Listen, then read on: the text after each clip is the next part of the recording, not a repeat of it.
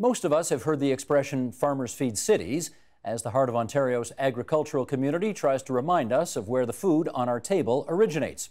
By the same token, the people who cut down trees and turn that wood into the stuff we use every day say forestry builds communities. Here are three of Ontario's 170,000 people whose livelihoods depend on a thriving forestry sector. Former chief of the Fort William First Nation, George-Ann Morisseau, now Director of Indigenous Affairs for Resolute Forest Products. Jamie McCrae is fifth generation in his family forestry business, McCrae Lumber, near Algonquin Park. And Tom Derchuk owns three companies, Long Lac Lumber, Mackenzie Lumber, and Nakina Lumber, all in northwestern Ontario. And we are delighted to have you two on the end on our program for the first time, and nice to have you back. Although the last time you were on, we were up in your neck of the woods. We were, yeah, we were up in Thunder Bay last time. Let's just meet the three of you and find out a little bit more about what you actually do. At Resolute, what's your mission? Oh, so my mission is actually quite multifaceted. The bulk of my work is working with our Indigenous communities in both Quebec and Ontario.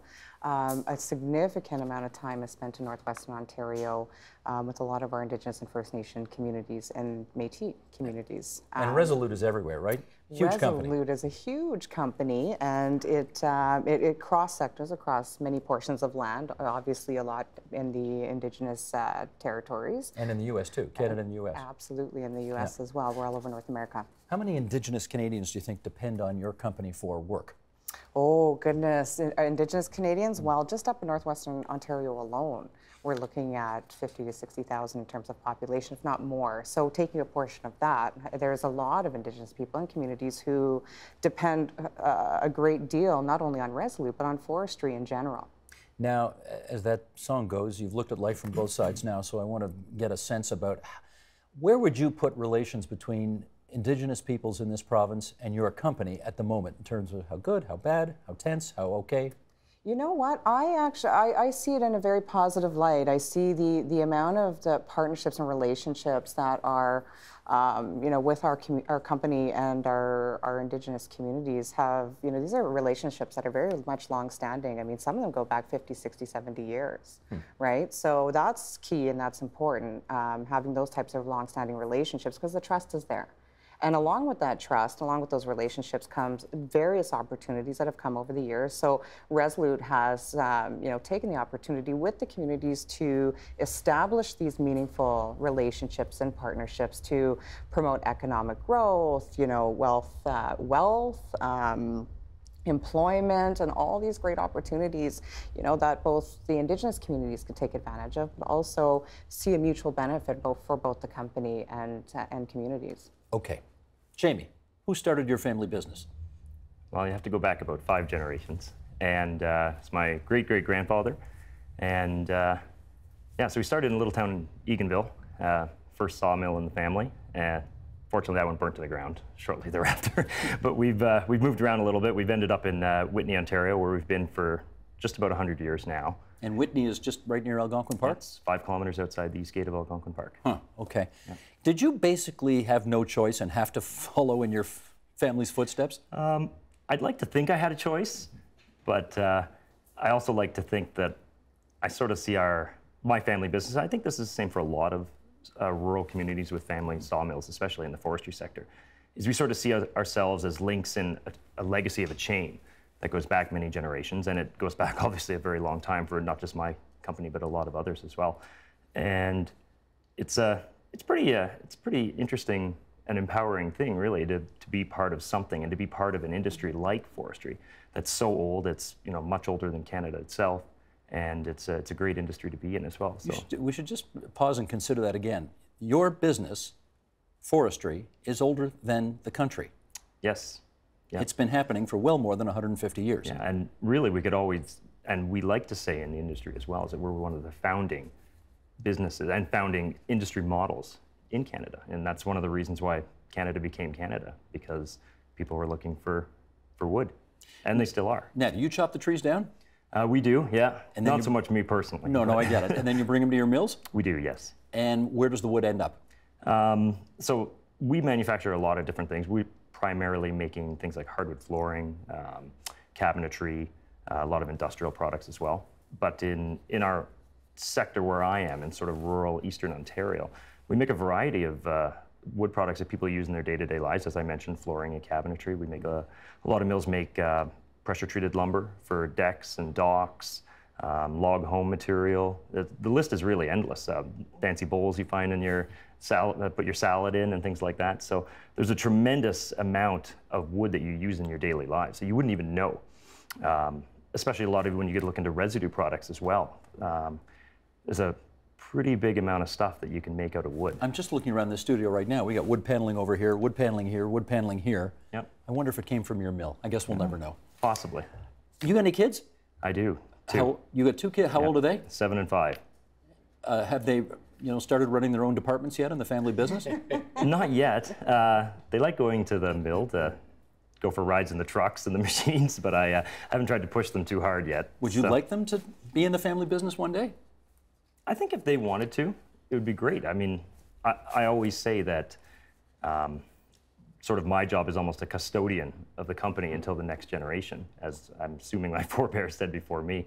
And I just would like the company to stay healthy and strong and continue to practice top-notch sustainable forestry and be part of Ontario's forest industry so that I can pass the company on to the next generation and so on and so forth. Okay, one last question then before we get Tom in here. You said you want to pass on a healthy and strong company. How healthy and strong is your company right now? It's not too bad. Actually, to be completely honest, I see a great future in forestry in Ontario. I really do. There's obviously going to be bumps and speed bumps along the way. Which we'll talk about. But I think that the future is great for forestry in Ontario. And the big push I see for that is climate change.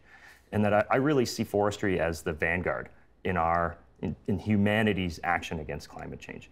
Because for building materials, it's by far the best building material you can get out there. Carbon cost per ton is way less than any of the other major building products. The ability to use wood on different building sites and in different applications is just growing exponentially. We're starting to develop new technologies. The industry is really evolving quite a bit, and we're really evolving alongside a lot of these brand new building technologies. So I see a great future for the forest industry in Ontario, and I'm actually quite proud and happy to be a part of it, and we're not a sunset industry. We shall discuss that more as the half hour proceeds.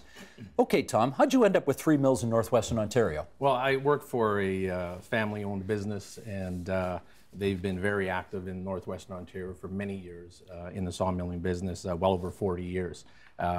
We've got the 3 mills in northwestern Ontario, one in Nakina, Ontario, one in Long Lac, and one in Hudson, Ontario. If forestry is such a tough way to make a living, why have you not just doubled down but tripled down on it? We've been here a long time. There's been bumps that I'm sure we're going to be talking about. We're into another huge road bump right now. And I don't know, you get sawdust in your veins and you just go to work every day. And once you get into the sawmilling business, you don't leave. And where does your wood end up? Our wood ends up primarily in the U.S. For home construction and in the Toronto area for new home construction. So it starts all the way up in Thunder Bay, all the way up in Thunder Bay, northwestern Ontario. And comes down here. You bet. Sheldon, let's put some numbers up here so we can give people a sense of how big this industry is in the province of Ontario, where 170,000 direct and indirect jobs are at stake in 260 communities around the province. Consider this, Ontario's forests cover a land area equivalent in size to Germany, Italy, and the Netherlands combined. We've got 85 billion trees here. I don't know who counted them all up, but somebody did. We've got 85 billion of them. And the value of the forestry sector, that's revenue from sales, nearly $13 billion, and those numbers are a few years old. I want to get a better sense. Tom, follow up on this if you would. During the Great Recession, what happened to your business? It shut down. Literally shut down? Literally shut down. All of our mills were shut down between 2007 and 2008. We've hung on to the majority of the mills over this period of time. And as we see the construction and the economic rebound of housing, we are slowly ramping them back up like many other owners in the Northwest have done from Sault Ste. Marie to the Manitoba border. And we're just starting to hit our stride in Ontario again and putting the wood back to work. Any idea how many people you employ on those 3 companies in northwestern Ontario? Our employment base will range, once all of them are up and running, will be approximately 400 people. What do directly in the mill. What do those 400 people do when you shut down?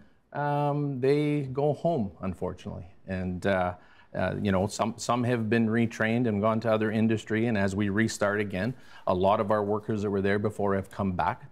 They love the industry, and they want to stay in that industry, and they don't want to be retrained again. They want to stay working where they are today. Georgianne, what happened to your businesses during the Great Recession? A lot of shutdowns as well. A lot of shutdowns, which unfortunately, as Tom mentioned, you know, sends a lot of people home, hardworking families and families who depend on the forestry sector.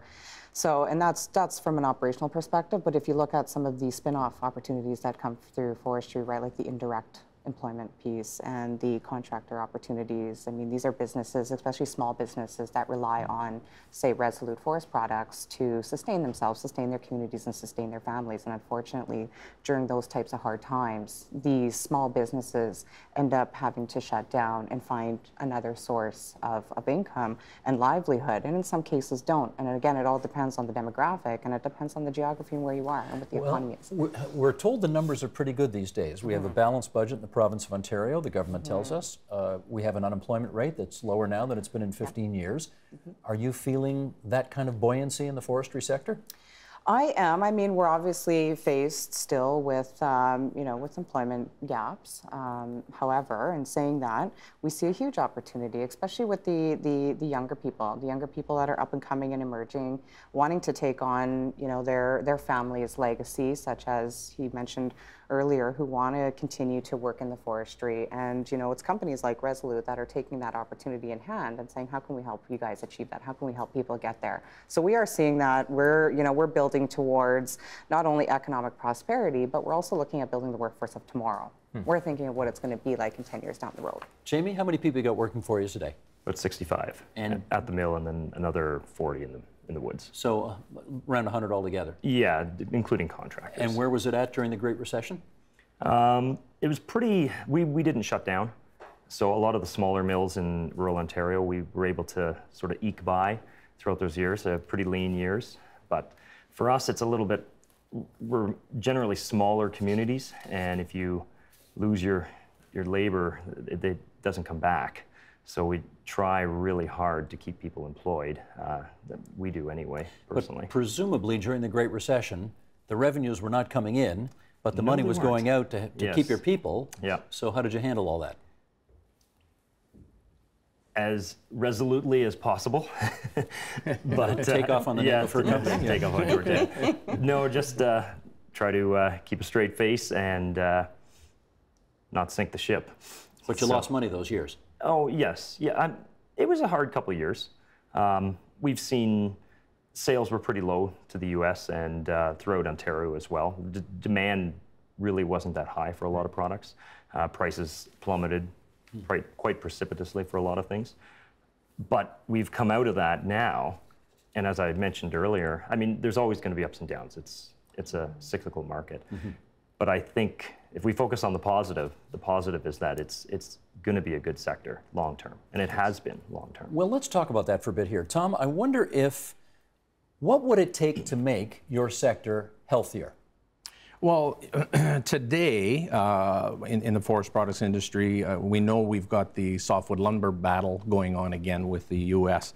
Mr. Trump, even though we know that the U.S. needs the Canadian wood, and both governments have promised to help the middle class prosper in both countries, the battle that's been struck up again with the duties that have been put in place is really going to hurt both sides of the country, with the middle class not being able to acquire those homes and build those homes because the price of lumber with those duties in place are going to inflate that price where home building will be stifled. So it's not good for either country to be in this battle, and it's certainly not good for the forestry sector. So let's just understand that.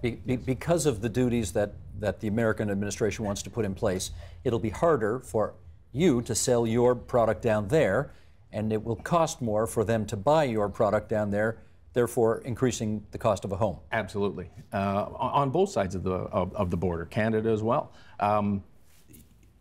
the dynamic that we're faced with today already is 20% duties that are already in place, and every shipment of lumber that goes down there, those duty deposits have to be put in place. We are going to be facing another duty on top of that within, by the end of June, of another anywhere from 10 to 15% that's going to be tacked on top of that. That takes a lot of revenue stream out of the companies in Canada. So it's an unlevel playing field, which is what the Americans are trying to do in the negotiation, and bring Canada to the table to make a fast deal, which will be a bad deal. And Ontario needs a good deal to keep our forest sector going. And we need our 1.5 billion board feet of lumber, because we are in central Canada, that has to be exported to the US. We can't go to the coast, we can't go to the Europe or China, because we are geographically in the center of Canada. Yeah. So therefore, Ontario needs its portion to keep Ontario's forestry industry alive, so that we can export directly to the US and help both sides of the border and the greater GTA area to build those homes that people require. One more follow-up on this. I think this is this the fifth time in the last few decades that the U.S. and Canada have been having this fight over this issue? And I just wonder how sick you are of having to revisit this again? Sick's a good word. Yes, this is lumber 5. Yeah, and it's been a long, long, painful battle. And it sickens all of us that we're here again today with such prosperous times in both countries, and the economy coming back. It's absolutely the wrong time to be fighting over this again. Georgianne, in your view, what would have to happen for the whole forest products sector to be healthier nowadays? Well, first of all, just to add to what our friend said over here, is that these types of tariffs have a huge impact, and they have an impact especially on the northwestern Ontario and again, the people who rely and depend on forestry. But I think in order to have to be more healthier and sustainable as a forest sector, we need to have people. We need to have people and communities that continue to support the forest sector and the lumber industry. We also need to be relevant to the needs of communities, the needs of Northern Ontario. And we also need to continue to remind people that we exist up in the north. Up in northwestern Ontario, a lot of the lumber, a lot of the trees, a lot of the resources help to boost Ontario's economy as a whole. And I think that, there's merit in saying that. And who doesn't know that? Well, we don't know who doesn't know that, but we want to make sure that we remind people that we're up there and that, hey, guess what? Okay, let me put it this way. Usually when I hear people say, sometimes you people, and in brackets I'm hearing down south, need to be reminded that we, in brackets, up north, are a big deal to the economic health of the province. Are there people at Queen's Park, you think, who don't know that?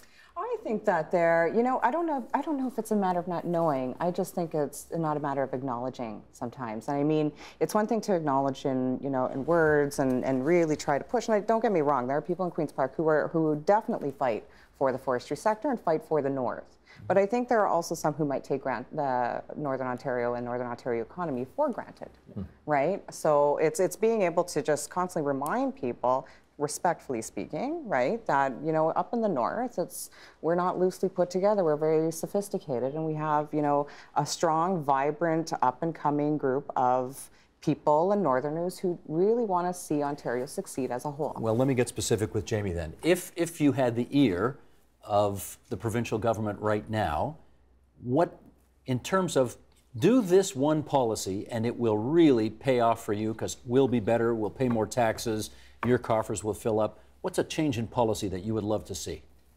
That's actually a pretty tough question.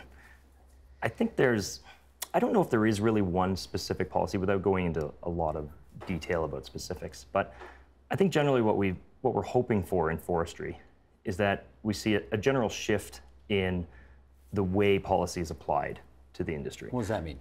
Well, I think over the past years, and you sort of alluded to it earlier, that maybe we're not as known as widely as some of the other sectors in Southern Ontario. I wouldn't say we're forgotten by any means, but there's a chance that maybe we're not top of mind for generally the populace, but also the political class as well. So I think if anything, I would just ask for Queen's Park to put a little bit more attention to general forestry files, to maybe cut the bureaucracy a little bit, slim down on the red tape, and make it easier to do business. Can you give me one example of one regulation you think is ridiculous and they ought to cut it out? Well, there's there is a lot of talk with harmonizing different Endangered Species Act with the Crown Forest Sustainability Act. That's obviously a big one that we talk about all the time. Yes. We in the forestry. Can I cut to the chase on that? Yes. That means the folks at Queen's Park are more worried about baby elk than they are about your livelihood. Well, don't forget, we're worried about the species too, because as one of the things I always like to point out is the fact that we've been in forestry for a long time. We all have. We've been here for generations, all of us, and we're still doing a good job on the landscape. We're the stewards of the land. That's what we like to say. We're the people you want looking out for the species. We live in the forest. We live right beside where we harvest. We live there full time. So I think that we're generally pretty good stewards of the land, and I think that's sometimes a little bit forgotten at Queen's Park, that there are a lot of very good people in government as well who are Absolutely. very knowledgeable and understanding of how things work. But as well, I think sometimes we are a little bit forgotten sometimes as to how we do things. Let me get Tom on change. A change in government policy you'd like to see that you think would be helpful? Today, for our industry, with the embattlement with the U.S. and softwood lumber, for our industry specifically today, it's more about the federal government coming forward with loan guarantees for our companies to survive. And this is what we talked about. Our employees are working in our mills again. Ontario's wood has been put back to work. We're getting to our stride again from the recession. And if the federal government doesn't come through with some type of loan guarantee to level the playing field and keep our operations running and bring the U.S. back to the table to negotiate a fair deal rather than just any deal. Any deal. Explain that to me. You need a loan guarantee because what does that do? Well, if you look at the cash deposits on the lumber duties on every shipment we put into the U.S., that will drain very quickly the resources financially from the companies all across Canada that have to pay them. And the last fight went on for 4 years. We're talking billions of dollars that are taken out of the revenue stream. As I said, we're just coming back from the recession, and nobody's balance sheet on the Canadian forestry side is anywhere close to where it was in the last fight. So, and that is a objective of the U.S. is to try and bring the Canadian industry to their knees and bring them to the table of a bad deal. So if we all just take a breather, put some loan guarantees in place for all the industry in Canada to access, and it's not cash, it's just a loan guarantee, right? And that will keep the operations running, we'll keep all of our people working, and the communities are still going to survive.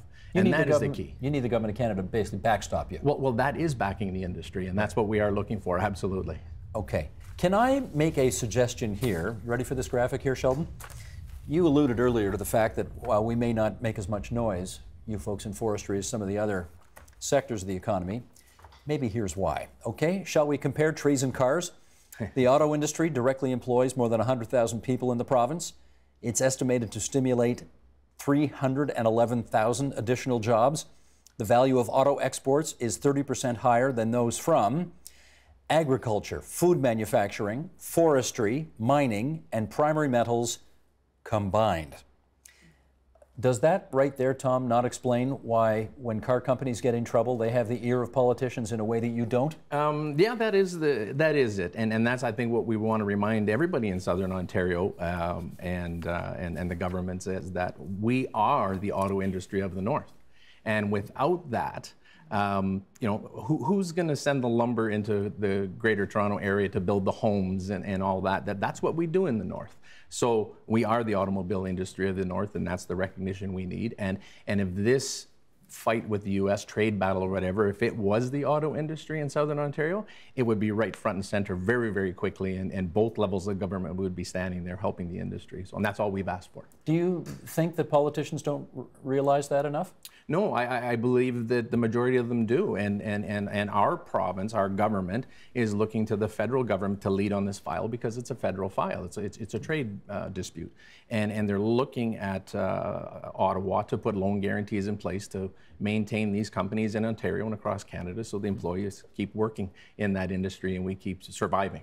That's the key. Georgianne, you've got a policy idea that you'd like to throw out there that you think would make things work better? Oh, I think both of them, raised both two really critical policies. I was going back to the Endangered Species Act, and looking at that more from a sustainability perspective, and that we, going back to us being the stewards of the land, I mean, we know how to manage our forests. We don't just take from the forest; what we take, we put back. And the same goes for the Indigenous communities that I work with and that our company works with, because we can manage our forests, we can manage our land sustainably, and we can do it in a responsible manner. We do not need anybody to dictate how to do that. What we need is more of a collectivity approach and people working together. Yes. That means government at the table and industry at the table to sit down and really make sure these policies are relevant to the needs of the communities, in which in our case is up in the northwestern Ontario. So we need to really understand what the impacts of these types of policies are, because again, we are concerned about endangered species. Yes. We're not, sorry, go ahead. No, I was just going to say, I wonder if you have a communications problem here. I wonder if you got a PR problem, because I mean, clearly north of the French River, people understand the importance of forestry to the whole dynamism of the economy. I wonder if people south of the French River see you guys as the stewards of our land that you say you are. I think south of the French River, people may think, oh yeah, you're the guys who, cut trees down but don't necessarily replant them, and, et cetera, et cetera. Yeah. You want to take that one on? Goodness. Well, and you know what? And you could be right, but the thing is it's just not true. Like I said, what we take, we put back. And we have communities who are actively engaged and working in that industry and silviculture to make sure that their reforestation efforts are strong and vibrant. We own tree nurseries in communities. We have multiple replanting and reforestation efforts that are going on within the various communities all over Ontario. For every tree we cut, we plant 3. Absolutely. Okay, so that's where the sustainability comes in on the forest. And if us being in the forestry industry, in the business, if we don't do that, we don't have a business. So why would we not be doing that? Because that is our business. Well, I got a chart here, Tom. You asked me why would we not plant 3 for every one we cut down? Okay. Have you guys got this? Oh, there we go. Great, you got it. When will Ontario harvest its last tree? All right, look at this chart. Let's start right at the bottom there with that tiny blue dot. That's right. That's what you harvest. Annually. Annually. Yes. So and less than 1% of the forest is harvested annually in Ontario. Right. And as you go out to the larger concentric circles here, we can see that as a percentage of all of Ontario's forests, which is the biggest circle there, 71 million hectares of forest, it's a very tiny amount. Very tiny. So some people will ask the question, do you really need to be replanting when you're barely touching the forest as it is right now? Maybe it's just go, baby, go. As they said in the States, drill, baby, drill. But that's not how we operate. We manage these forests so that we have the future for everyone's children and generations to come. And that's why we do that, because even though it's a very small portion of the big picture, we are the ones that are supposed to be looking after Ontario forests, and that's what we do. How about you? I absolutely agree with Tom. It's the other thing to always remember too is that we are harvesting a very, very small amount of Ontario's forest, but the benefit that is accrued from that small amount of harvesting is so great. When you look at about 57,000 direct jobs working in the forestry industry in Ontario, that's 57,000 families in Ontario, and I think it's about 170,000 indirect jobs. That's a lot of families, and primarily in northern and rural Ontario, where there really aren't a whole lot of other options. And these are good paying, year-round jobs. How much? How much do they pay? Yeah. Give me a range. I don't know. Most places, I would say, like, it's not uncommon to make $20 an hour doing relatively simple labor at a sawmill. Yeah. It's not uncommon to make more than that working at a pulp mill. Trades. Yeah, skilled trades. Skilled trades make a lot more than that. So, and you have to remember that the options in a lot of the other communities are things like the tourism or recreation industries, which are generally very seasonality based. So you often have you have work for 6 months of the year, and then you're on unemployment for 6 months of the year. Right. That's a non-starter for a lot of people, obviously. Right. So I think that's one thing I always like to point out is that the benefit is just absolutely tremendous, and that so the benefit is great, but also the type of forestry that we're doing on the landscape, it's the best in the world, like bar none. Ontario is a world leader. All of our forests, the amount of management and science and effort that goes into the planning would blow most people away. When you talk about we have a communication problem, I think we do really have sort of a PR problem in that we're not very good at tooting our own horn in Ontario about our forest industry. We're too busy working. Yeah. Keeping our mills alive. But really, the forest management that's being done in Ontario and the planning cycles that go into it is incredible. And I think it would blow most people away, the level of in-depth science and management that has to go into every harvest block that's being cut. That's right. And yeah, I think that's one of the reasons one of the reasons we're here today is to try to educate people. It's one of the best things we can do for the forest industry is explain to people why we do what we do and why it's so important.